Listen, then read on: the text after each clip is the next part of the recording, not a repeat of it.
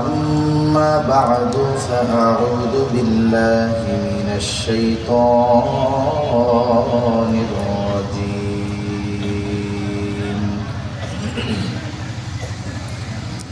بسم الله الرحمن الرحيم.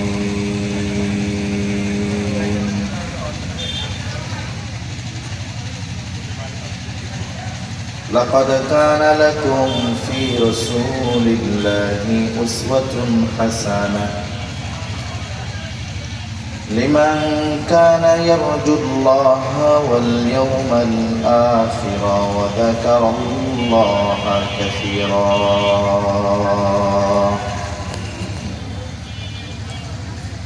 وقال تعالى: لقد جاءكم رسول من أنفسكم عزيز عليه ما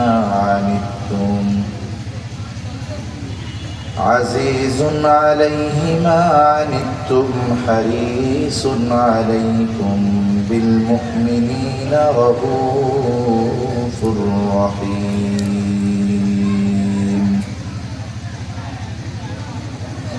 وقال رسول الله صلى الله عليه وسلم: إنما بعثت لأتمم مكارم الأخلاق، أو كما قال النبي صلى الله عليه وسلم. صدق الله العلي العظيم وصدق رسوله النبي الكريم، ونحن على ذلك من الشاهدين والشاكرين، والحمد لله رب العالمين. سبحانك لا علم لنا إلا ما علمتنا إنك أنت العليم الحكيم. اللهم صل على محمد وعلى آل محمد كما صليت على إبراهيم وعلى آل إبراهيم إنك حميد مجيد. اللهم بارك على محمد وعلى آل محمد كما باركت على إبراهيم وعلى آل إبراهيم إنك حميد مجيد.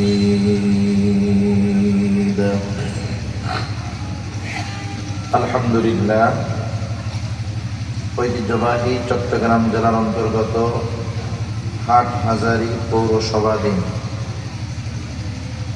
Hathazari medical gate একতা যুব সংঘ ও এলাকাবাসীর উদ্যোগে আয়োজিত ষষ্ঠ বার্ষিক ইসলামী সম্মেলনের সম্মানিত শ্রদ্ধেয় সভাপতি, আজকের এই আয়োজনের প্রধান অতিথি শেখুল হাদিস আল্লামা শেখ আহমদ হাফিজাহুল্লাহ, শেখুল হাদিস ও সদর মুদাররিস আল জামিয়াতুল আহলিয়া দারুল উলুম মুঈনুল ইসলাম হাটহাজারী, বিশেষ অতিথিবৃন্দ সহ সম্মানিত শ্রদ্ধেয় উলামায়ে ইকরাম, সামনে উপস্থিত মুরব্বিয়ান ইকরাম, সমবয়সী যুবক বন্ধু, স্নেহের ছোট ভাই, পর্দার অন্তরালে অবস্থানরতা সম্মানিতা শ্রদ্ধেয়া মা ও বোন, দয়াময় আল্লাহ রাব্বুল আলামিনের দরবারে অগণিত শুকর যে মহান মালিক হায়াতে বরকত দিয়ে সুস্থ রেখে সুবিজ্ঞ উলামায়ে ইকরামের জবান থেকে খুবই গুরুত্বপূর্ণ কথা আপনারা শুনতেছিলেন। সেই ধারাবাহিকতায় কিছু দ্বীনি মুযাক্কারা করার লক্ষ্যে আমি আপনাদের খেদমতে উপস্থিত হয়েছি। যে মহান মালিক আমাদেরকে হাজারো মানুষের মধ্য থেকে যাচাই বাছাই করে এই বরকতময় মজলিসে আসার বসার কিছু কথা বলবার শ্রবণ করবার তৌফিক দিলেন। সে মহান মানিবকে খুশি করার জন্য মহব্বতের সাথে জবান খুলে অন্তর থেকে একবার কালিমাতুশ শুকর পাঠ করি, আলহামদুলিল্লাহ। আলহামদুলিল্লাহ। অগণিত দুরূদ ও সালাম সৈয়দুল আম্বিয়া, আশরাফুল আম্বিয়া, খাতামুল আম্বিয়া, ইমামুল মুরসালিন, রহমাতুল লিল আলামিন মুহাম্মাদুর রাসূলুল্লাহ সাল্লাল্লাহু আলাইহি ওয়াসাল্লামের উপর। আমি আপনাদের খেদমতে পবিত্র কোরআনুল কারীম থেকে দুইটা আয়াত তিলাওয়াত করেছি। আল্লাহ তাআলার কাছে তৌফিক চাই, আয়াত দ্বয়কে সামনে রেখে আল্লাহ তাআলা কিছু কথা বলার তৌফিক দেন, যে কথাগুলো আমাদের সবার দুনিয়া এবং আখিরাতের জন্য কল্যাণকর হয়। সকলে আবারও বলি আমিন। সম্মানিত উপস্থিতি, আমরা মুহাম্মাদুর রাসূলুল্লাহ সাল্লাল্লাহু আলাইহি ওয়াসাল্লামকে ভালোবাসি। এ ভালোবাসা সাধারণ ভালোবাসা নয়, বরং এ ভালোবাসার সম্পৃক্ততা, সম্পর্ক ঈমানের সাথে। এই দৃষ্টিকোণ থেকে প্রত্যেকটা মুমিন আশিকে রাসূল। প্রত্যেকটা মুমিন কি একটু বলেন তো? আশিকে রাসূল। আশিকে রাসূল বাস্তবতায় এটা দাবি করার কোনো বিষয় নয়। মুখে দাবি করলেই আশিকে রাসূল হওয়া যায় না। বাস্তবতায় আশিকে রাসূল, তার মধ্যে কিছু কোয়ালিটি থাকে, গুণ থাকে। ওই গুণ কারো মধ্যে যদি থাকে, ওই কোয়ালিটিগুলো যদি কারো মধ্যে থাকে, তাকে মুখ ফুলিয়ে উঁচু আওয়াজে বলা লাগবে না যে আমি আশিকে রাসূল। ওই গুণগুলো থাকলে এমনিই আল্লাহ তাআলা তালিকায় তার নামটা আশিকে রাসূলদের মধ্যে অন্তর্ভুক্ত হয়ে যাবে। ঠিক কিনা বলেন? আমরা তো আশিকে রাসূল। নবীজিও তো উম্মতের ব্যাপারে আশিক ছিলেন। ভালোবাসা, মহব্বত শুধু যে আমাদের নবীর প্রতি আমাদের আছে তা নয়, বরং নবীজিরও উম্মতের প্রতি ভালোবাসা, মহব্বত, মায়া আছে না নাই? কত বেশি আছে। আমরা যত ভালোবাসি নবীকে, তার চাইতে অগণিত গুণ বেশি ভালো নবী আমাদেরকে বাসেন। বাস্তবতা হলো, আসলে কে কাকে ভালোবাসে বোঝা যায় কেমনে? আসলে যে আমাকে আপনাকে মুসিবতের সময় দূরে ঠেলে দেয় না, মুসিবতের সময় পাশে থাকে, বিপদে পাশে থাকে, বাস্তবেই সে আমাকে আপনাকে ভালোবাসে। এ দুনিয়াতে অনেক মানুষ এমন আছে যে শুধু এসে মুখ দিয়ে বলবে ভাই আপনাকে খুব ভালোবাসি।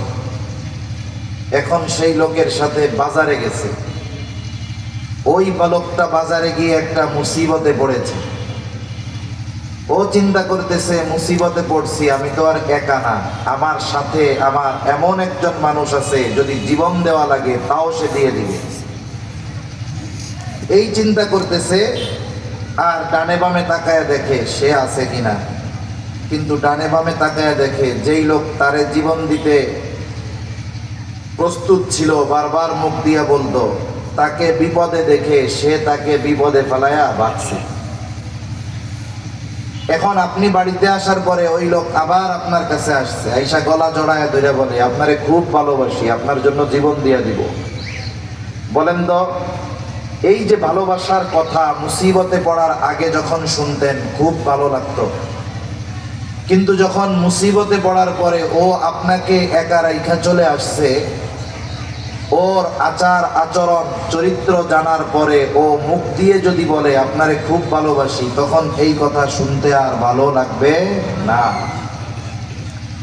তাহলে যে কথাটা বোঝানোর জন্য বলতেছিলাম, যে আসলে বিপদে যে পাশে থাকে সেই আমাদের আসলে ভালোবাসে।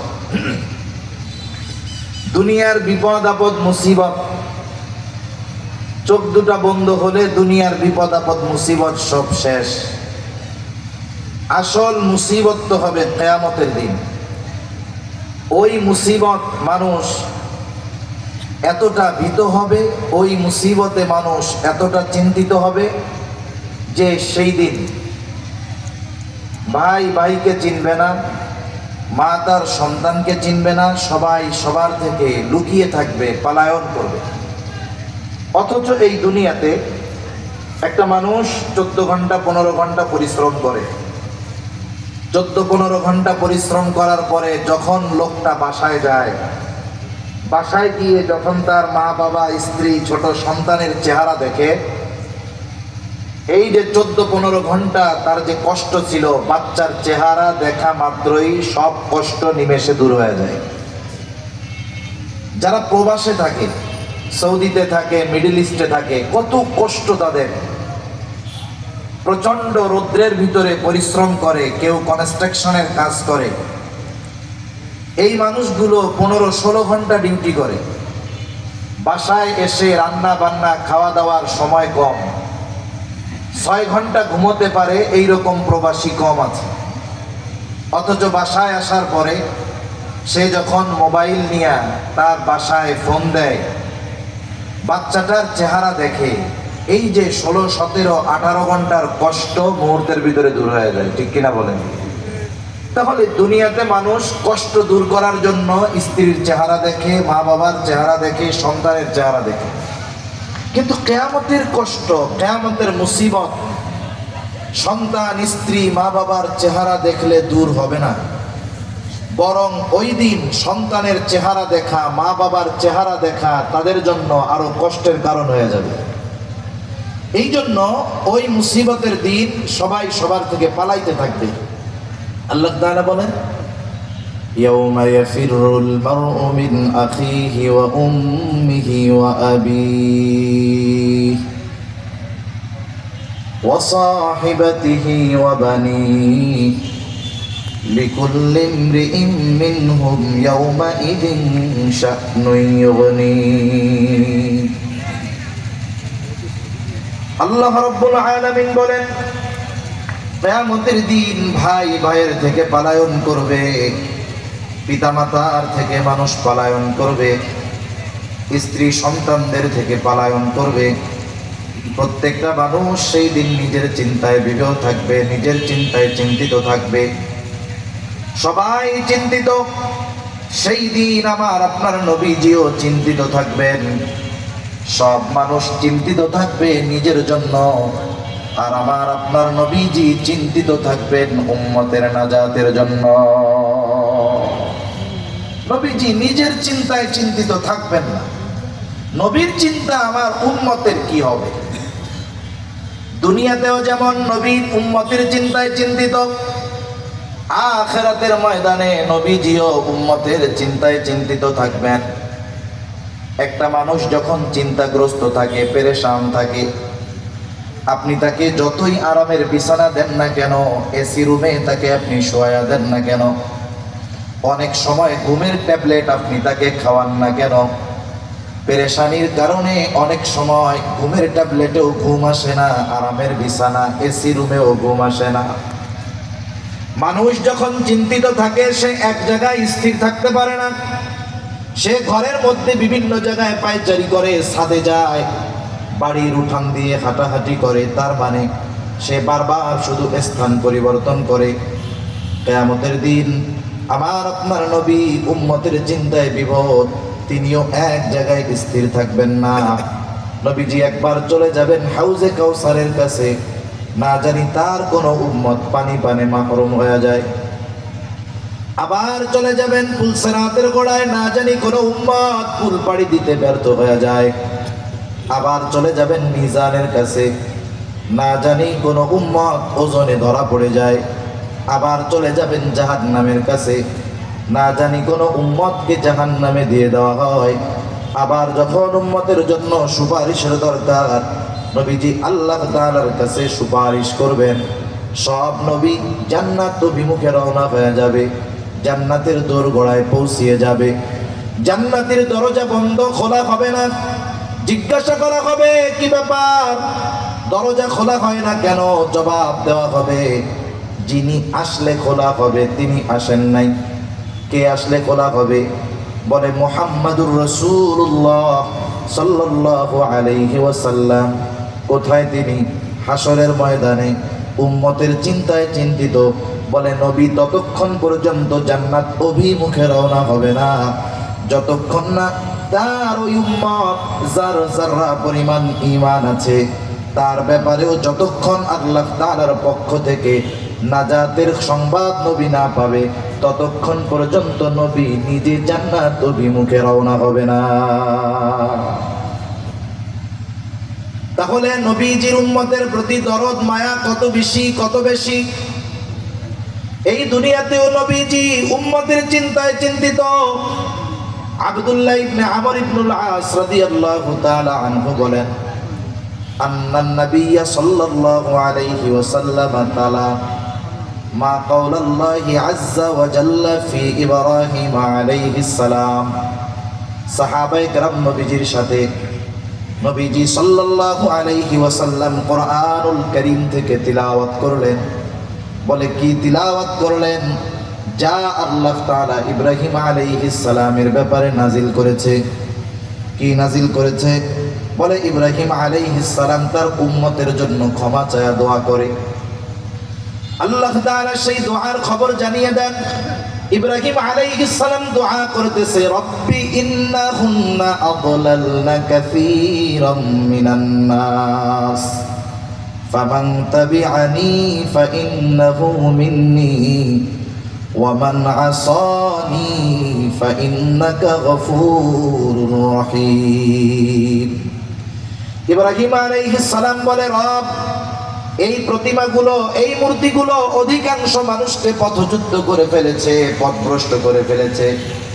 ফামান তাবিআনি ফাইন্নাহু মিন্নি, তবে এদের মধ্য থেকে যারা আমার আনুগত্য করেছে, মূর্তি পূজা বাদ দিয়ে ঈমান এনেছে, ফাইন্নাহু মিন্নি, সে তো আমার দলভুক্ত। যে মূর্তি পূজা বাদ দিয়ে আমার আনুগত্য করেছে সে তো আমার দলভুক্ত। ওয়া মান আসানি ফাইন্নাকা গফুরুর রহিম, আর যে আমার আনুগত্য করে নাই, যদিও মূর্তি পূজা ছাড়ে নাই, যদিও আমার আনুগত্য করে নাই, এরপরেও তো সে আমার উম্মত। কেমন যেন ইব্রাহিম আলাইহিস সালাম আল্লাহ তাআলার কাছে ওই উম্মতদের ব্যাপারেও ক্ষমা চায় বলেন, আপনি তো গফুর, আপনি তো রহিম, আপনি চাইলে তো আমার এই উম্মতগুলাকেও মাফ করে দিতে পারেন। মূলত গুনাহগার উম্মতের জন্য ক্ষমা প্রার্থনা করে ইব্রাহিম আলাইহিস সালাম আল্লাহ তাআলার কাছে দোয়া করেছেন। ওয়াকালা ঈসা আলাইহিস সালাম ইন তুআযিবহুম ফাইন্নাহুম ইবাদুক। ঈসা আলাইহিস সালাম তার উম্মতের জন্য দোয়া করে বলে, ইন তুআযিবহুম ফাইন্নাহুম ইবাদুক, আপনি যদি তাদেরকে আযাব দেন, আপনি যদি তাদেরকে শাস্তি দেন, তারা তো আপনারই বান্দা। ওয়া ইন তাগফির লাহুম ফাইন্নাকা আনতাল আজিজুল হাকীম, আর আপনি যদি তাদেরকে মাফ করে দেন, আরে আপনি তো আজিজ, আপনি তো হাকিম, আপনি মহাপরাক্রমশালী, মহাপ্রজ্ঞাময়।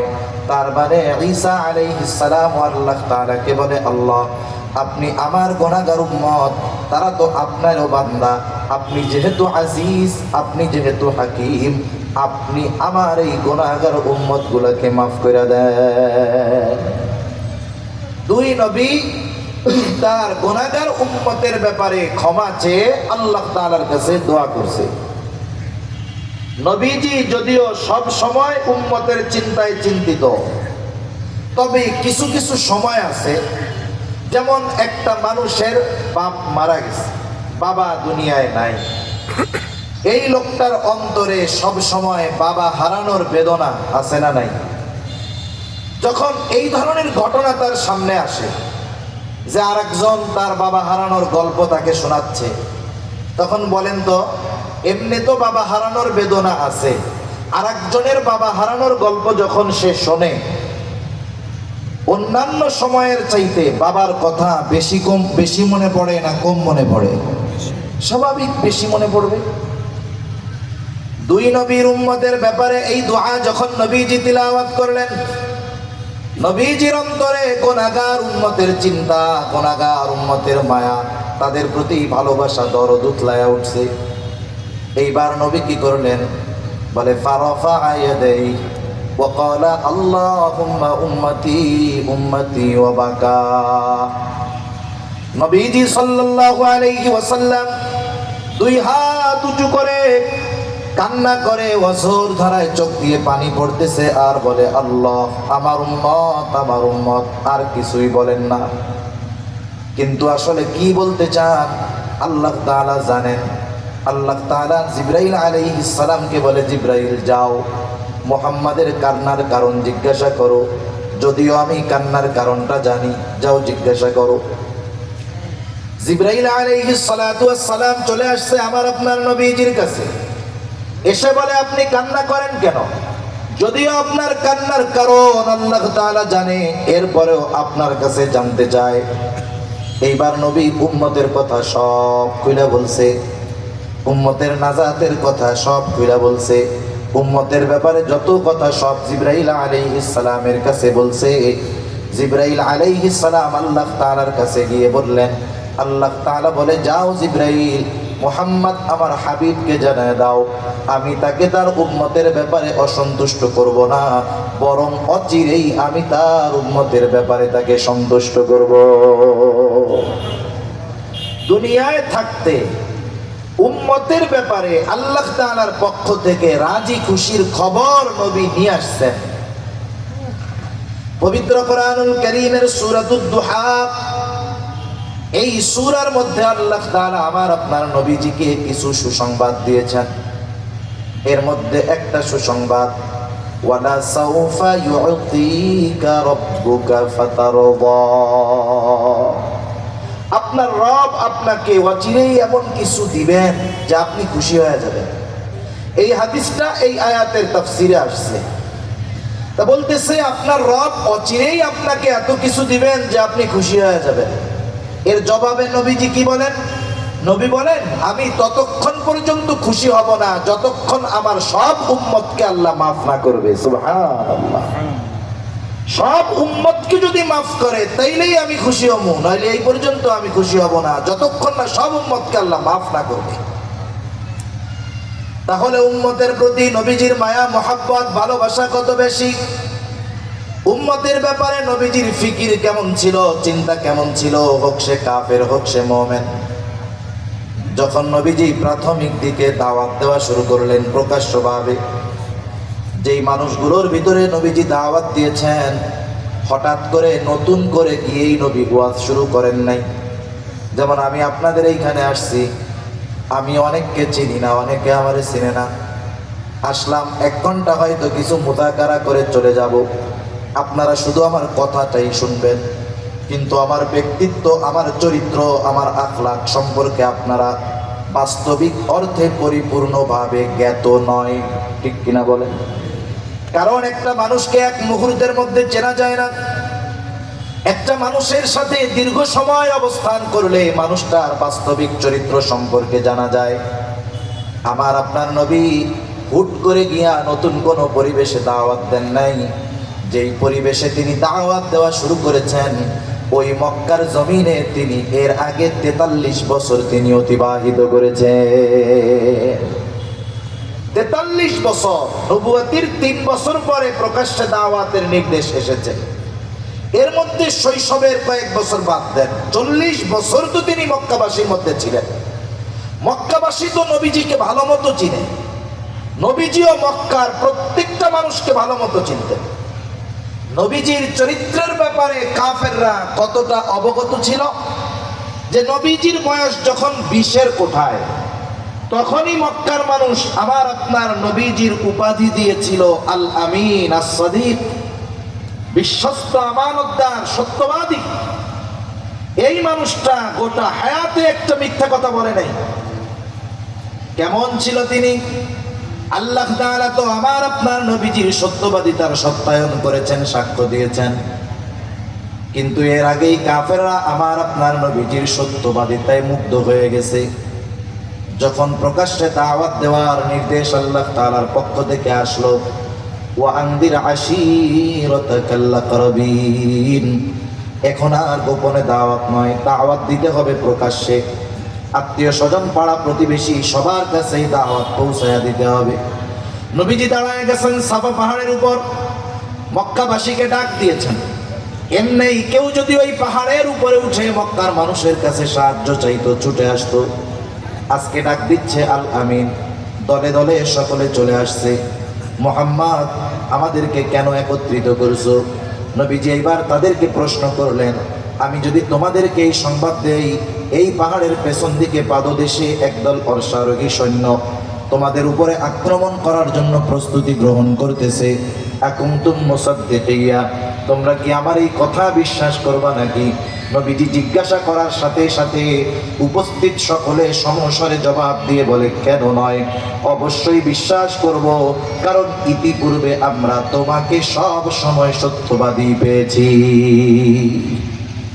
ইতিপূর্বে তুমি আমাদের সাথে গোটা হায়াতে মিথ্যা কথা বলো নাই, আর আজকে মিথ্যা কথা বলবা? এইরকম একজন সত্যবাদী, যার চরিত্রের ব্যাপারে কাফেররা সম্পূর্ণভাবে অবগত, এইরকম একজন মহামানব তাদেরকে দাওয়াত দিতে গেছে। কি করছে? এই দাওয়াত তারা গ্রহণ করেনি, যার ব্যাপারে তারা সব কথা বিশ্বাস করে। কিন্তু যখন নবী বললেন, আমি তোমাদের কাছে আল্লাহর পক্ষ থেকে প্রেরিত রাসূল, আল্লাহ তাআলা আমাকে নবী বানিয়ে পাঠিয়েছেন, আল্লাহ এক, তার সাথে শিরিক কইরো না, তারই ইবাদত করো, তাহলে কি হবে? বলে আখিরাতে নাজাত পাবা, জান্নাতে চলে যাবা, জীবনটা সফল হয়ে যাবে। এই যে তাদের কল্যাণের কথা যখন নবীজি বললেন, এইবার ওই মানুষগুলো তার দুশমন হয়ে গেল। যেই মানুষগুলো বলেছিল তুমি as-সাদিক, তুমি আল আমিন, সেই মানুষগুলোই তার বিরুদ্ধাচরণ শুরু করে দিল। একটা বিষয় হলো, আমি আপনি যদি অপরিচিত কোনো মানুষের কাছ থেকে কোনো খারাপ ব্যবহার পাই, মনে করেন এক জায়গায় গেছি, মানুষ সেও আমাকে চিনে না, আমিও তাকে চিনি না, অথবা আপনিও তাকে চিনেন না, সেও আপনাকে চিনে না, অপরিচিত, হঠাৎ দেখা হয়েছে। এই সময় ওই ব্যক্তি যদি আমার বা আপনার সাথে, অপরিচিত ওই ব্যক্তি খারাপ আচরণ করে, এই কষ্টটা হবে সাময়িক, একটু পরেই দেখবেন ওর খারাপ আচরণের কারণে মনে আর কষ্ট থাকবে না। কিন্তু ওই ব্যক্তির খারাপ আচরণটা যদি আপনার আমার কোনো বন্ধু করে, বলেন তো কষ্ট বেশি লাগবে কি লাগবে না? ওই খারাপ আচরণটা যদি কোনো সন্তান তার বাবার সাথে করে, তাইলে কষ্ট আরো বেশি লাগবে কি লাগবে না? তার মানে যারা পরিচিত আত্মীয় স্বজন, এদের দ্বারা যদি কোনো আঘাত আসে, এরা যদি আমাকে আপনাকে বাস্তবিক কথাগুলো অবিশ্বাস করে, তাহলে আমার আপনার কষ্ট বেশি লাগবে, এটা স্বাভাবিক ব্যাপার। তখন কি হবে? হায় রে, আমি এদের সাথে চলি, ওরা আমার চরিত্রের ব্যাপারে জানে, আমি মিথ্যা কথা বলি না, অথচ তাদের উপকারার্থে, তাদের কল্যাণার্থে কত গুরুত্বপূর্ণ বিষয় তাদের বললাম, ওরা আমার কথা মানলো না। একটা ডিপ্রেশন, একটা চিন্তা হয়তো আমার আপনার মধ্যে আসবে, এবং ওই চিন্তা হয়তো আমার আপনার অসুস্থতার কারণও হয়ে যেতে পারে। নবীজি যখন কাফেরদের মধ্যে দাওয়াত দিচ্ছেন, আত্মীয় স্বজন, কিন্তু তারা কেউ নবীজির এই কথাগুলো মেনে নেয় না, বরং নবীজির উপরে তাদের পাল্টা প্রতিক্রিয়া। নবীজি কি করলেন? নবীজির টেনশনে খাওয়া বন্ধ হয়ে গেল, নবীজি অসুস্থ হয়ে গেলেন। হয়তো দুইটা কারণ হতে পারে। এক নাম্বার কারণ, হয়তো তিনি চিন্তা করতেছিলেন যে আমাকে দেওয়া দায়িত্ব আমি যথাযথভাবে পালন করতে পারতেছি কিনা। দ্বিতীয় বিষয় হলো যে এদেরকে আমি এমন সত্য কথা বলতেছি, এরা আমার যত আপনজন হোক না কেন, প্রিয়জন হোক না কেন, এরা যদি ঈমান না আনে, আমার কথাগুলো মেনে না নেয়, তাহলে অনন্তকাল তাদের জাহান্নামে অবস্থান করা লাগবে। অনেক সময় মানুষ আপনজন প্রিয়জনের কষ্টের কথা চিন্তা করে নিজেও কষ্ট পায়। রাসূলুল্লাহ সাল্লাল্লাহু আলাইহি ওয়াসাল্লাম টেনশনে খাওয়া দাওয়া বন্ধ হয়ে গেছে, অসুস্থ হয়ে গেছেন, আর আল্লাহ রাব্বুল আলামিন আমার আপনার নবীকে বলতেছেন, লাআল্লাকা বাখিউন নাফসাকা আল্লা ইয়াকুনু মুমিনিন। এরা ঈমান না আনার কারণে আপনি নিজেকে নিজে মৃত্যু মুখে ঠেলে দিচ্ছেন কেন? আপনার দায়িত্ব তো এটা না, আপনি এই কথাগুলো তাদের কাছে পৌঁছিয়ে দিবেন। তারা যদি কথা গ্রহণ করে তারা কামিয়াব, আর যদি তারা কথা গ্রহণ না করে এই ব্যর্থতা তাদের। আপনি আপনার দায়িত্ব পালন করেন, আপনাকে যেই দায়িত্ব দেওয়া হয়েছে আপনি আপনার কথাগুলো তাদের কাছে পৌঁছিয়ে দেন। এটা যদি আপনি করেন আপনার দায়িত্ব শেষ। তাহলে চিন্তার বিষয় যেটা বুঝবার জন্য যেটা বলেছি, যে উম্মত দ্বীনের কথা না মানার কারণে, ঈমান না আনার কারণে নবীজি নিজে চিন্তিত হতেন, এত চিন্তিত হতেন যে অসুস্থ হয়ে গেছেন। অসুস্থতার মাত্রা এত বেশি, আল্লাহ তাআলা বলতেছে আপনি তো সম্ভবত নিজেকে মৃত্যু মুখে ঠেলা দিবেন, এরা ঈমান না আনার কারণে। এই মানুষগুলোর ক্ষতি হবে। নবীজির কষ্ট লাগে কেন? বলে তাদের প্রতি মায়া আছে এই জন্য। ঠিক কিনা বলেন? যদি ভালোবাসা মায়া না থাকতো, চিন্তা করতো যা ওদের যা হবে হোক, তাতে আমার কি। এজন্য রাসূলুল্লাহ সাল্লাল্লাহু আলাইহি ওয়াসাল্লাম উম্মতের ব্যাপারে বলতেন, তোমাদের মধ্যে আর আমার মধ্যে উদাহরণ হলো ওই ব্যক্তির ন্যায় যে আগুন প্রজ্বলিত করলো। গ্রাম অঞ্চলে এখনো দেখা যায়, যখন বিশেষ করে ফসলের সময় থাকে, ধানের সময় থাকে, কেউ যদি আগুন জ্বালায়, চতুর্দিক থেকে হাজারো পোকামাকড় আলো দেখে আগুনের কাছে আসে। এরা যে শুধু আগুন দেখতে আসে তা নয়, লাফায়া লাফায়া আগুনের মধ্যে পড়ে, পুড়ে আর মরে।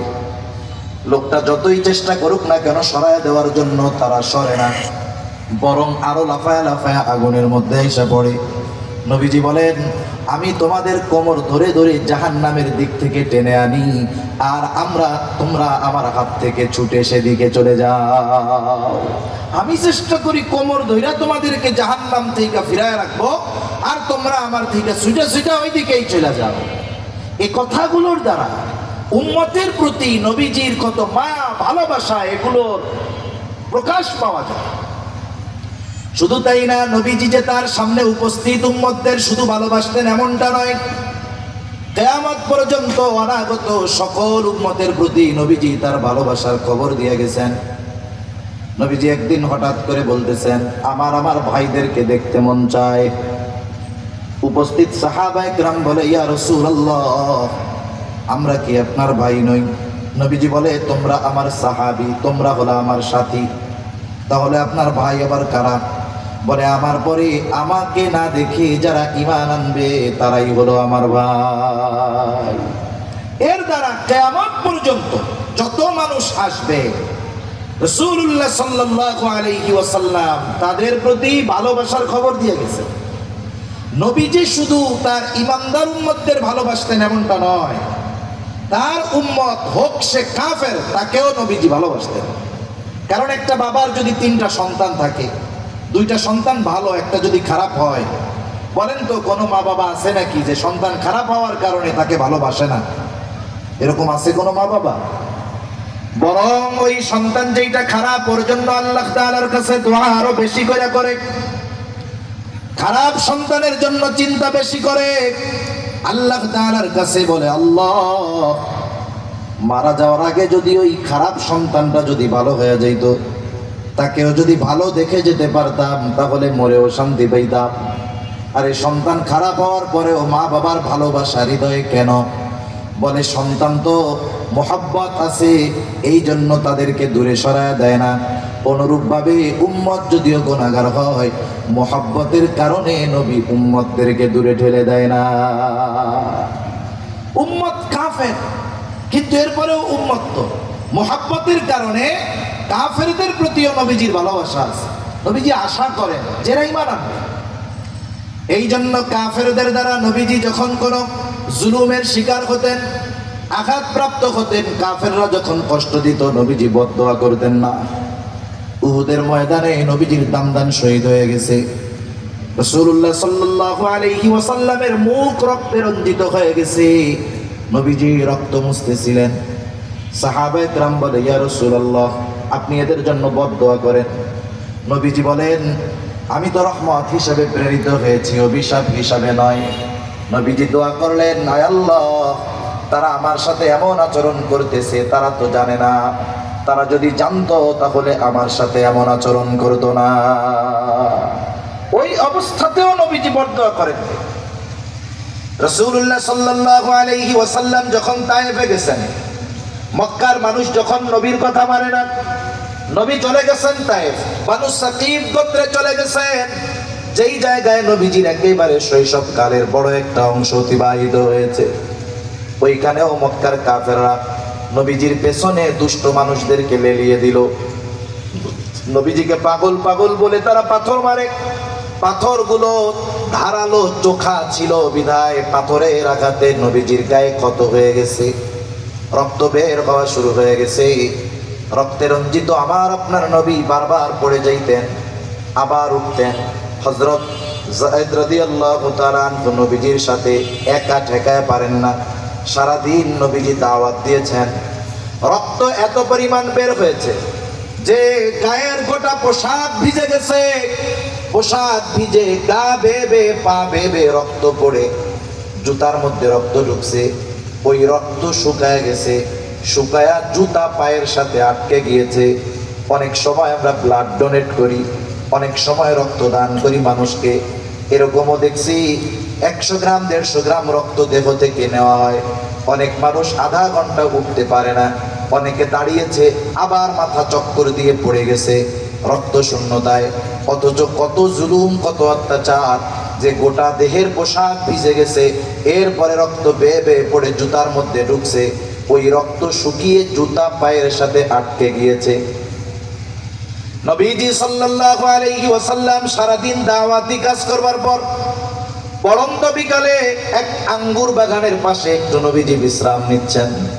জিবরাইল আলাইহিস সালাম চলে আসছে, এসে বলে, ইয়া রাসূলুল্লাহ, এই কওম আপনার সাথে কেমন আচরণ করেছে আপনার মালিক সব দেখছে। আজকে আমার সাথে নতুন একজন ফেরেশতাকে আল্লাহ তাআলা পাঠিয়েছেন। নবীজি বলেন, এইবার ওই ফেরেশতা আমার সামনে আসলো, সালাম দিল। সালাম দিয়া বলে, ইয়া রাসূলুল্লাহ, এই কওম আপনার সাথে কেমন আচরণ করেছে আপনার মালিক সব জানে। আমি পাহাড়ের দায়িত্বে নিয়োজিত ফেরেশতা, আল্লাহ তাআলা আপনার নির্দেশ পালনার্থে আমাকে পাঠিয়েছেন। আপনি যদি আমাকে নির্দেশ দেন, যারা আপনার সাথে এমন আচরণ করেছে, 2টা পাহাড় দিয়ে আমি এদেরকে পিষে দিব, একেবারে নিশ্চিহ্ন হয়ে যাবে, এদের কোনো অস্তিত্বই থাকবে না। কিন্তু নবীজি তো প্রতিশোধ পরায়ণ ছিলেন না। নবীজি ছিলেন ক্ষমার আধার। রাসূল আকরাম সাল্লাল্লাহু আলাইহি ওয়াসাল্লাম ক্ষমার গুণে গুণান্বিত ছিলেন। ওনার অন্তরটা আল্লাহ তাআলা রহমত দিয়ে, মায়া দিয়ে ভরে দিয়েছিলেন। এই জন্যই তো ওনার কাছে মানুষেরা আসতো। নবীর কাছে যারা আসতো, নবীর এই নরম আচরণের কারণে আল্লাহ তাআলা কোরআনুল কারীমের মধ্যে বলেন, ফাবিমা রাহমাতিম মিনাল্লাহি লিনতা লাহুম ওয়ালাউ কুনতা ফাদ্দান গলিযাল কলবি লানফাদ্দু মিন হাওলিক ফা'ফু আনহুম ওয়াস্তাগফির লাহুম ওয়াশাওিরহুম ফিল আমর। আল্লাহ রাব্বুল আলামিন বলেন, ফাবিমা রাহমাতিম মিনাল্লাহি লিনতা লাহুম, আল্লাহ তাআলার আপনার প্রতি বিশেষ রহমত যে তিনি আপনাকে নরম তবিয়তের করেছেন, দিলটাকে নরম বানায় দিয়েছেন, রহমত দিয়ে ভরে দিয়েছেন। ওয়ালাউ কুনতা ফাদ্দান গলিযাল কলবি লানফাদ্দু মিন হাওলিক, আপনি যদি কঠোর স্বভাবের হতেন, আপনি যদি রূঢ় হৃদয়ের হতেন, আপনি যদি কঠোর রুক্ষভাষী হতেন, এরা আপনার আশেপাশে কেউ আসতো না। এরা তো আপনার এই তবিয়তের কারণে, আপনার মায়া মহব্বত ভালোবাসার কারণে আসে। একটু যদি এদের দ্বারা উল্টা পাল্টা হয়ে যায়, আপনি তাদেরকে ক্ষমা তো করবেনই করবেন, সাথে সাথে এদের জন্য আল্লাহ তাআলার কাছেও ক্ষমা চাইবে। এমন নরম দিলওয়ালা নবী। ফেরেশতা বলে, আদেশ দেন 2 পাহাড় দিয়া এদেরকে শেষ করে দেই। নবীজি একটু আরাম করতেছিলেন, যেহেতু ক্লান্ত, এবার উনি উঠা বসছেন। নবীজি ফেরেশতার কথার জবাবে বলতেছে, কেমন যেন বলে যে, তুমি তো বলতেছো যে আমাকে আদেশ দেন 2 পাহাড় দিয়ে এদেরকে নিশ্চিহ্ন করে দেই, পিষে দেই, কিন্তু এদের ব্যাপারে আমি কি আশা করি? নবীজি বলেন, বাল আরজু আন ইয়াখরুজাল্লাহু মিন আসলাবিহিম মান ইয়াবুদুল্লাহা ওয়াহদাহু ওয়া লা ইউশরিকু বিহি শাইআ। তুমি তো বলতেছো আদেশ দেন 2 পাহাড় দিয়ে পিষা শেষ করে দেই, আর আমি তো এই লোকগুলার ব্যাপারে আল্লাহ তাআলার কাছে আশা করতেছি যে আল্লাহ তাআলা হয়তোবা এদের মধ্য থেকে এমন এক কওম বের করবে, এমন এক প্রজন্ম বের করবে, এমন এক জেনারেশন বের করবে যারা এক আল্লাহর ইবাদত করবে, তার সাথে কারো শরীক করবে না। সুবহান। গায়ের রক্ত শুকায় নাই, যাদের দ্বারা আঘাতপ্রাপ্ত হয়েছে তাদের ব্যাপারে সামান্য শাস্তির কথাও নবীজি বলেন নাই। এর দ্বারা বোঝা যায় তার উম্মত, হোক সে কাফের হোক সে মুমিন, প্রত্যেক উম্মতের প্রতি নবীজির কত মায়া, কত মহব্বত, কত ভালোবাসা। একের পর এক বলতে গেলে লম্বা কথা বলা যাবে, তবে কিছু কিছু সময় আছে হাজার জনের চাইতে একজনের কথার মূল্য বেশি, ঠিক কিনা বলেন? নবীজি যে আমাদের ভালোবাসে, দুনিয়ার সব কিছু একদিকে রাখেন, নবীজি যে আমাদের ভালোবাসে, এই ভালোবাসার কথা আমাদের জানিয়ে দিয়েছেন আল্লাহ। নবী যে আমাদের ভালোবাসেন এই খবর দিয়েছেন কে? জোরে বলেন না, কে? আল্লাহ তাআলা দিয়েছেন। আল্লাহ তাআলা কি বলেন? আল্লাহ রাব্বুল আলামিন বলেন, লাকাদ জাআকুম রাসূলুম মিন আনফুসিকুম আজিজুন আলাইহি মা আনিতুম হারিসুন আলাইকুম বিল মুমিনিনা রাউফুর রহিম।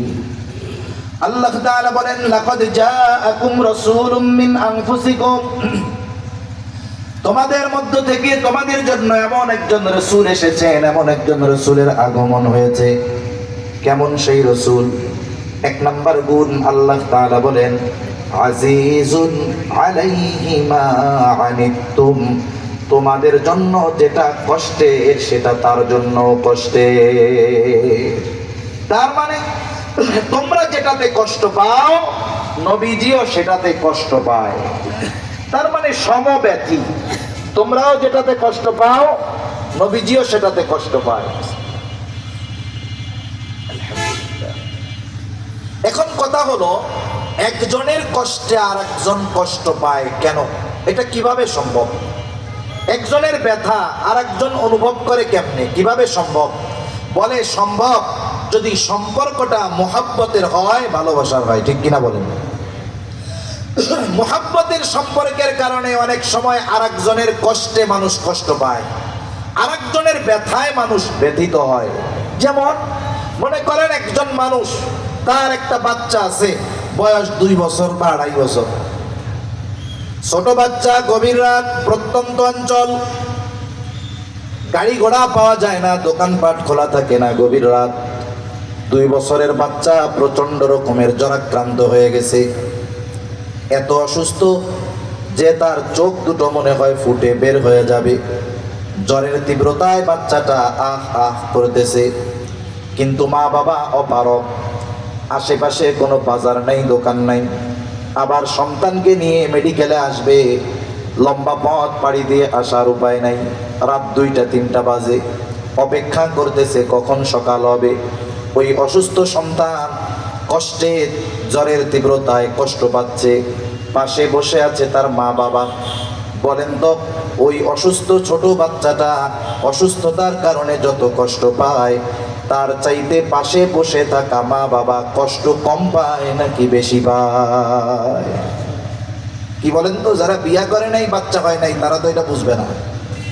যে বিবাহ করেছে, যার বাচ্চা আছে, তাকে জিজ্ঞাসা করবেন, এই মুহূর্তে তার মন চাইবে যে অসুস্থ আমি হয়ে যাই, কিন্তু আমার সন্তানটা সুস্থ হয়ে যায়। সম্রাট জহিরুদ্দিন বাবর এই উপমহাদেশে, যার মাধ্যমে মোগল সাম্রাজ্যের গোড়পত্তন ঘটেছিল। আসলে আমরা মোগল সম্রাটদের ইতিহাস পড়ি, আমরা ইতিহাস পড়ি কাদের? ইসলামের ইতিহাস পড়ি আমরা। তবে লিখেছে কারা এই ইতিহাস? বলে এই ইতিহাস লেখছে হলো অমুসলিম যারা, তারা। আমি একটা উদাহরণ মাঝে মধ্যে দিতাম, যে মাঝে মধ্যে বলি, মনে করেন একজন কট্টর বিএনপি আওয়ামী বিদ্বেষী, ওকে বলা হয়েছে তুমি শেখ মুজিবুর রহমানের জীবনীটা লেখবা। আর অপর পক্ষের একজন আওয়ামী লীগ কট্টর বিএনপি বিদ্বেষী, ওরে দেওয়া হয়েছে তুমি জিয়াউর রহমানের জীবনীটা লেখবা। এরা দুইজন যদি এই দুই ব্যক্তির জীবনী লেখে, কি পাবেন বন্ধু? অবস্থা খারাপ হয়ে যাবে না? তাইলে ইতিহাস হলো মুসলমানদের, লেখছে অমুসলিমেরা। তাহলে বোঝা গেল এই ইতিহাসের মধ্যে বাস্তব ইতিহাস নাই। ইতিহাসের রন্ধ্রে রন্ধ্রে তারা ইসলাম বিদ্বেষিতা ঢুকিয়ে দিয়েছে। সামান্য একটা বিষয় যদি সামনে আনি তাহলে বুঝতে সহজ হবে। আমাদের দেশে ইসলামের ইতিহাস অনেক বইয়ে অথবা উপমহাদেশে ইসলামের ইতিহাস এই রকম শিরোনামের বইয়ে মোগল সম্রাটদের ইতিহাস আছে। একেবারে সম্রাট জহিরুদ্দিন বাবর থেকে নিয়ে সর্বশেষ যিনি প্রতাপ প্রভাবের সাথে মোগল সাম্রাজ্য পরিচালনা করেছেন, যার পরে মোগল সাম্রাজ্যের অধপতন এবং দুর্বলতা পরিলক্ষিত হয়েছে, সর্বশেষ যিনি প্রতাপের সাথে রাষ্ট্র চালিয়েছেন তিনি হলেন সম্রাট আওরঙ্গজেব বা সম্রাট আলমগীর। এনার পরে মোগল সাম্রাজ্য ডাউন হয়েছে একেবারে অল্প কয়েকদিনের মধ্যে।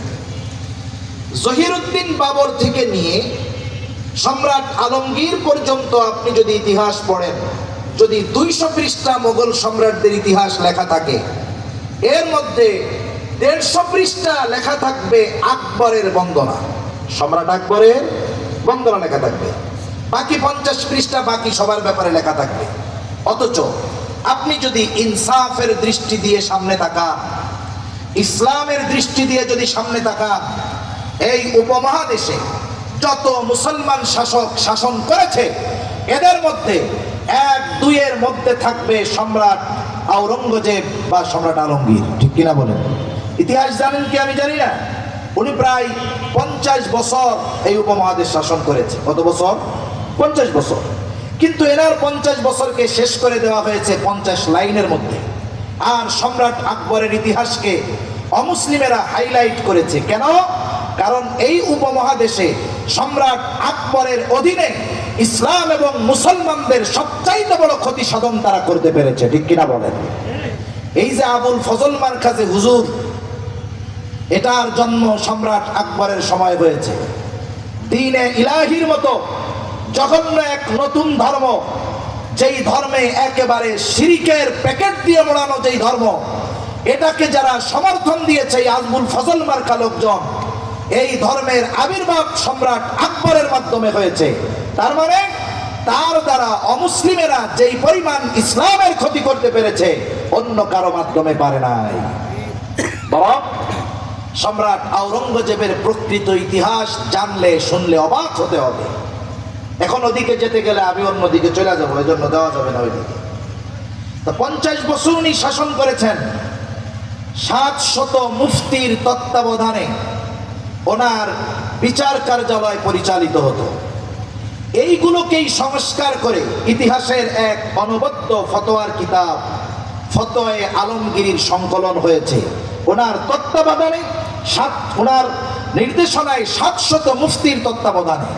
কারণ ইনি যেহেতু ইসলামের পক্ষে, এই জন্য ওনাকে অমুসলিম ঐতিহাসিকেরা হাইলাইট করে নাই, বরং অনেক বিষয়কে সামনে এনে ওনার চরিত্রের উপরে কালিমা লেপন করে সম্রাট আকবরকে আকবর দ্য গ্রেট, মহানুভব আকবর নামে এই ইতিহাসের পাতায় লেখার অপচেষ্টা ওই অমুসলিম ঐতিহাসিকেরা করেছে। ঠিক কিনা বলেন?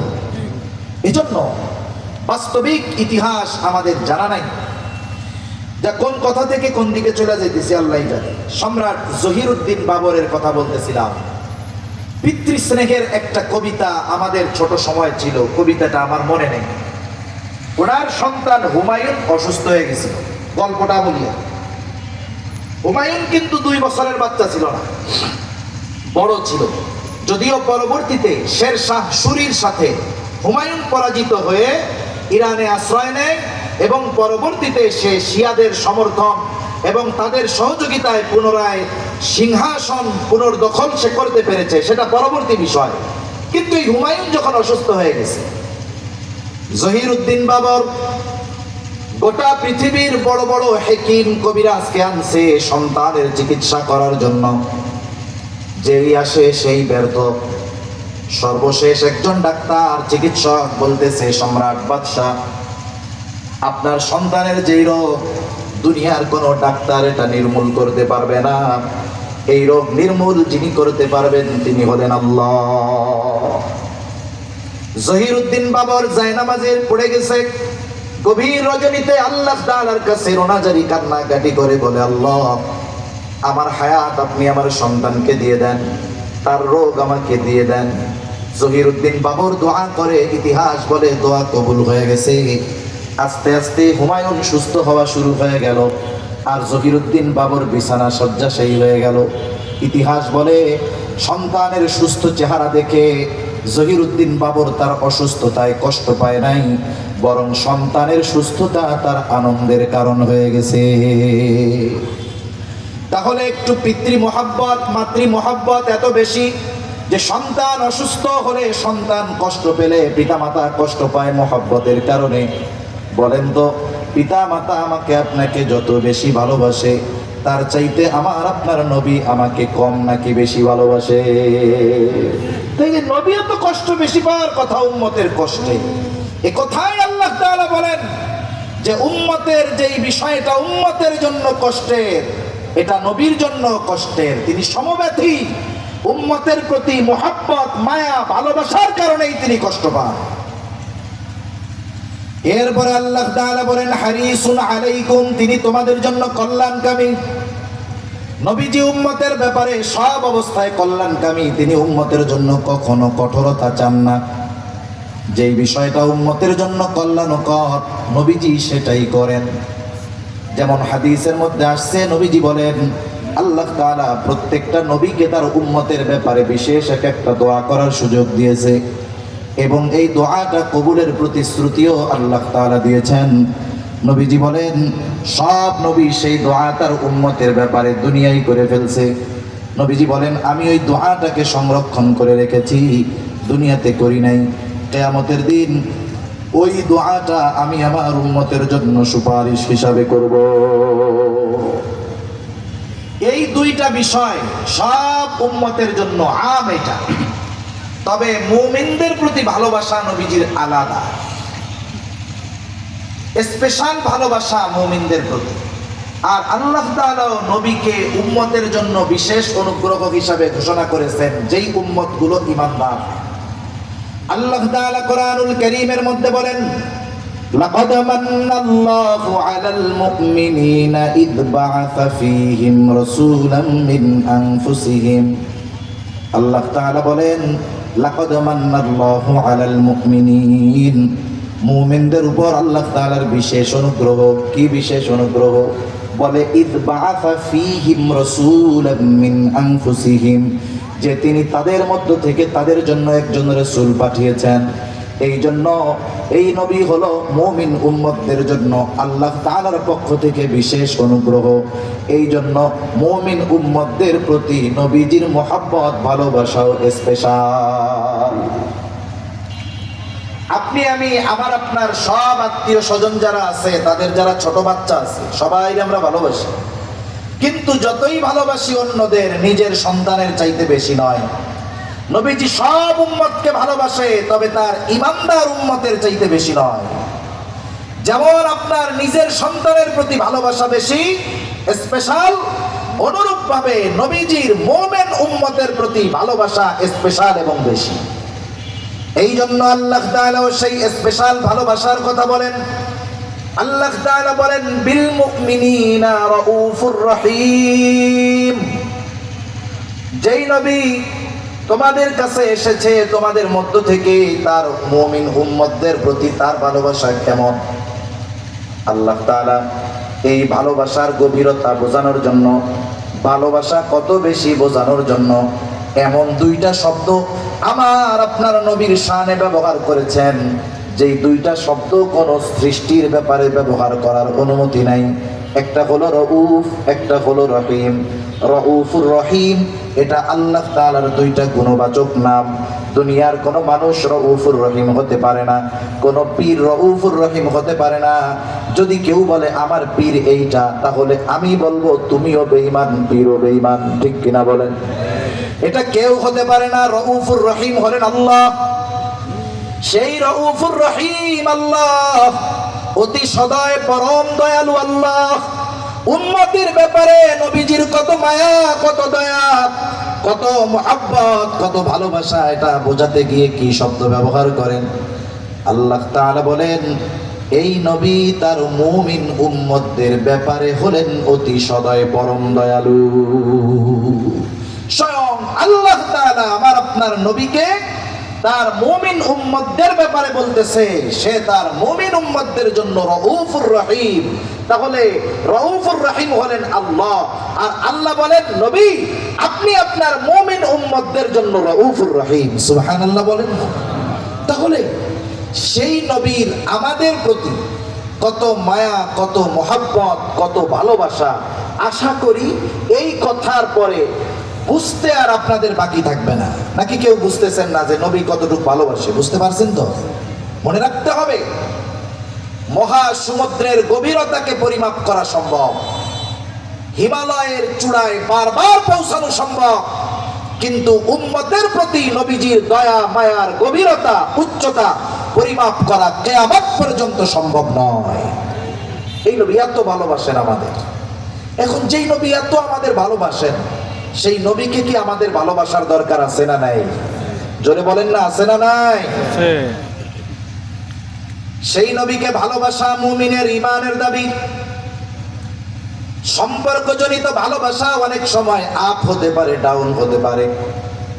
আমার বাবা মা আমার কাছে সর্বোচ্চ ভালোবাসা পাবে, কিন্তু দ্বীনের কারণে বাবার বিরুদ্ধে আবার অস্ত্র ধারণ করা যাবে, ঠিক কিনা বলেন? বদরের ময়দানে সাহাবায়ে কেরামের এমন ঘটনা ঘটছে, সন্তান বাবার বিরুদ্ধে অস্ত্র ধারণ করেছে। এই জন্য মনে রাখতে হবে দুনিয়ার সম্পর্কের ভালোবাসা আপ ডাউন হয়, কিন্তু নবীর প্রতি উম্মতের ভালোবাসা আল্লাহর কসম ডাউন হওয়ার কোনো সুযোগ নাই, শুধু আপ হইতে হবে। এখানে ডাউন হওয়ার কোনো ওয়ে নাই, রাস্তা একটা, শুধু ভালোবাসা বাড়াতেই হবে। এটা মুমিনের ঈমানের দাবি। এই জন্য নবীজি বলেন লা ইউমিনু আহাদুকুম হাত্তা আকুনা আহাব্বা ইলাইহি মিন ওয়ালিদিহি ওয়া ওয়ালাদিহি ওয়ান নাসি আজমাইন। নবীজি বলেন তোমাদের মধ্য থেকে কেউ ততক্ষণ পর্যন্ত মুমিন হতে পারবে না যতক্ষণ না সে তার পিতা মাতা সন্তান সন্ততি এক কথায় সকলের চাইতে আমি নবীকে বেশি ভালো না বাসবে। আমরা সবাই নবীকে ভালোবাসতে চাই, আমরা চাই তো নবীকে ভালোবাসতে চাই। এখন নবীকে ভালোবাসবো কেমন? নিজ পদ্ধতিতে নাকি নবী যে পদ্ধতি বলে দিয়েছেন সেই পদ্ধতিতে? অবশ্যই নবীর বাতিয়ে দেওয়া পদ্ধতিতে যদি আমরা নবীকে ভালোবাসি, ওই ভালোবাসা নবীজি পর্যন্ত পৌঁছাবে। আর যদি নিজস্ব মন গড়া পদ্ধতিতে নবীকে ভালোবাসতে যাই, তাহলে অনেক সময় নিজের অজান্তে ভালোবাসার নামে বেয়াদবি হয়ে যাবে। এজন্য সুস্পষ্ট রীতিনীতি যেখানে আছে সেখানে নিজস্ব মন গড়া পদ্ধতিতে নবীকে ভালোবাসা লাগবে না। এখন আমরা তো নবীকে সামনে পাই নাই, আবু বকর নবীকে সামনে পেয়েছে, এই জন্য সব সম্পদ আইনা নবীর কাছে হাজির করছে। হযরতে তালহা নবীজিকে সামনে পেয়েছি, সেই জন্য উহুদের ময়দানে নিজের বুকটাকে পিঠটাকে নবীর জন্য ডাল বানায় দিছে। আমাদেরও নবীকে ভালোবাসতে মন চায়। কেমনে ভালোবাসবো, কি করলে ভালোবাসা হবে নবী জানায় দেন। নবীজি বলেন মান আহাব্বা সুন্নতি ফাকাদ আহাব্বানি ওয়া মান আহাব্বানি কানা মাই ফিল জান্নাহ। নবীজির সুসংবাদ হইল নবীর সুন্নাতকে ভালোবাসতে হবে, নবীর সুন্নাতকে ভালোবাসলে নবীকে ভালোবাসা হবে। নবীকে যদি ভালোবাসতে পারি, নবীজি বলেন ওই ব্যক্তি আমার সাথে জান্নাতে অবস্থান করবে। নবীর সাথে জান্নাতে থাকতে চাই কারা একটা অতজা করি তো? নারায়ে তাকবীর। এই আওয়াজ তো এলো না, নারায়ে তাকবীর। আল্লাহু আকবার। সারা বাংলাদেশে কিছু হইলে আমরা ৮০০০-এর দিকে তাকায়া থাকি, আওয়াজ এখান থেকে আগে উঠতে হবে। এজন্য এই জায়গার আওয়াজটাও একটু জোরে হওয়ার দরকার, ঠিক কিনা বলেন? নবীর সাথেই জান্নাতে থাকতে পারবে, এর চাইতে বড় সুসংবাদ সাহাবায়ে কেরামের কাছে আর কিছুই ছিল না।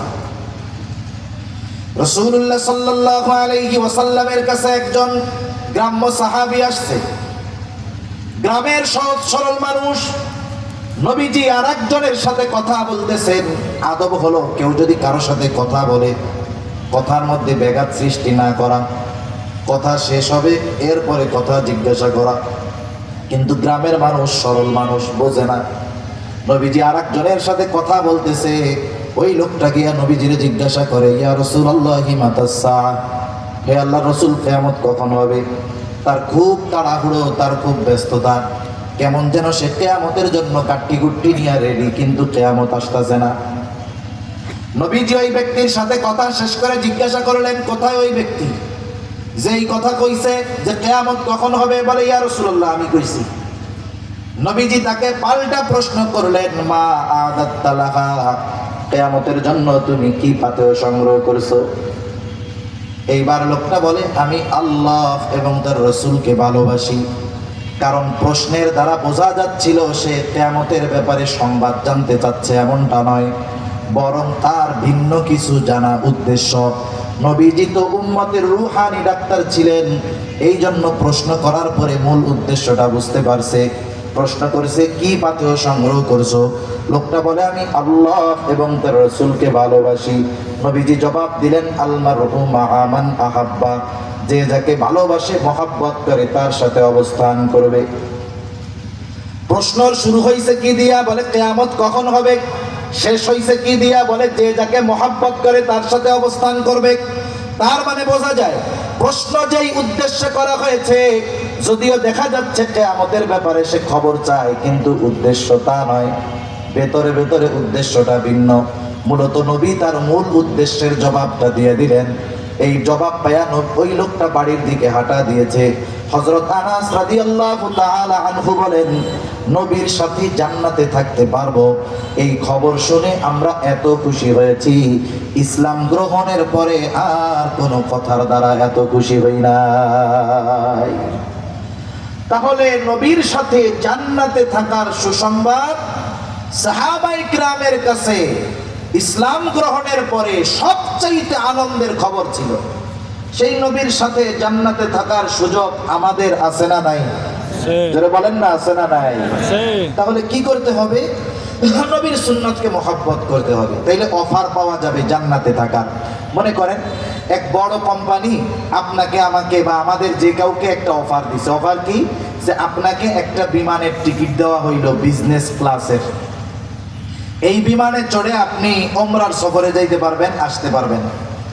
আবার একবারে ক্লক টাওয়ারের একেবারে উপরের দিকে, যেখান থেকে বাইতুল্লাহর ভিউ পরিপূর্ণ দেখা যায়। প্রতি রাত্রে একদিন 24 ঘন্টায় বাংলাদেশি টাকায় 30-40 হাজার টাকা এমনি সময় লাগে।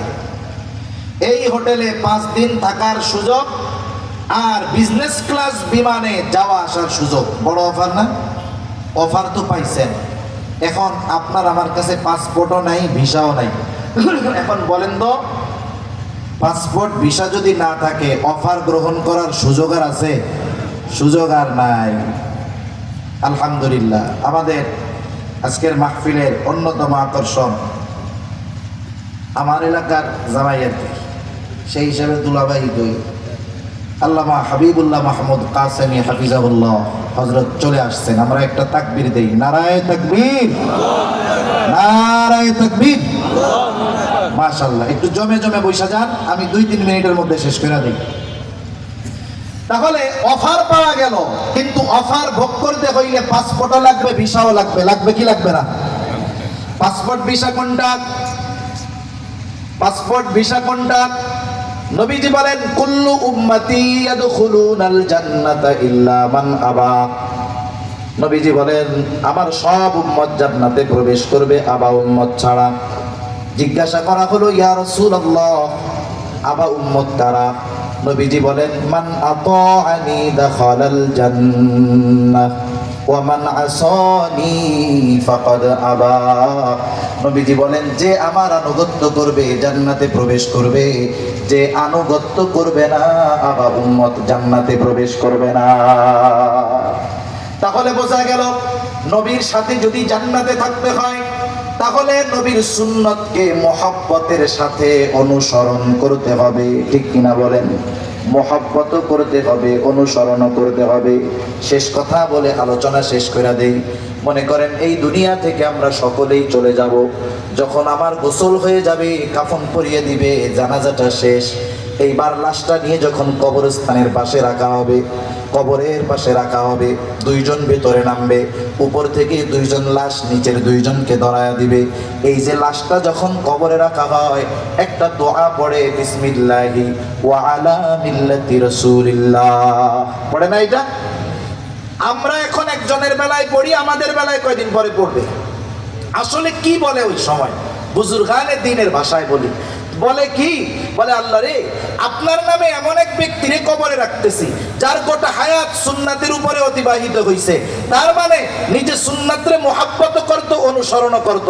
আরে যখন মারা গেছে তখনও মুহাব্বত ছিল সুন্নাতের, সুন্নাতের উপরে ছিল। আরে কবরে যখন রাখতেছি এখনো তো সুন্নাতের উপরে আছে। এইটা হইল ওই জগতের ভিসা। মনে করেন দুনিয়ার জগৎ থেকে ট্রান্সফার হইছে কোথায়, বলে আলমে বরজখে। দুনিয়ার জগৎ থেকে নতুন জগৎ, বাংলাদেশ থেকে অন্য জগতে যাইতে গেলে ভিসা লাগে কি লাগে না? ওইটা হলো আলমে বরজখের ভিসা। এখন ভিসা যদি 2 নাম্বার হয়, ইমিগ্রেশনে যদি ধরা পড়ে, আদর করবে না সাইজ করবে? এখন দেখা গেল যার ব্যাপারে এই কথা বলছে, আমি হাত জোড় করে ক্ষমা চাই, কষ্ট দিতে চাই না। দেখা গেল যার ব্যাপারে এই কথা বললো তার মুখে নবীর সুন্নাত দাড়ি নাই, সব সুন্নাত পরে মরার পরে প্রথম সুন্নাত দেখবে হলো এই সুন্নাত। দেখা গেল যার সুন্নাতের সাথে সম্পর্ক নাই, এখন বলেন তো তার ব্যাপারে যদি ওই দোয়া পড়া হয়, এই দোয়া তার ব্যাপারে সত্য হবে নাকি মিথ্যা হবে? এজন্য জীবনটা এমন ভাবে সাজাই, কোন সময় মারা যাব গ্যারান্টি নাই। এখনই যদি মারা যাই, আমাকে কবরস্থ করার সময় আমার ব্যাপারে যেন বিসমিল্লাহি ওয়া আলা মিল্লাতি রাসূলিল্লাহ আমার বাস্তব সূরতের সাথে যদি মিল থাকে, তাহলে বোঝা গেল দুনিয়াও সুন্দর, আখিরাতও সুন্দর হয়ে যাবে ইনশাআল্লাহ। আল্লাহ তাআলা আমাদের সকলকে আমাদের প্রতি নবীজির মুহাব্বতকে অনুধাবন করে, নবীজির সুন্নাতকে মুহাব্বতের সাথে অনুসরণের মাধ্যমে নবীজির মুহাব্বতের প্রমাণ দেওয়ার তৌফিক আল্লাহ দান করুন, বলি আমিন। ওয়া আখিরু দাওয়ানা আনিল হামদুলিল্লাহি রাব্বিল আলামিন। আসসালামু আলাইকুম ওয়া রাহমাতুল্লাহি ওয়া বারাকাতুহু। সকলে জমে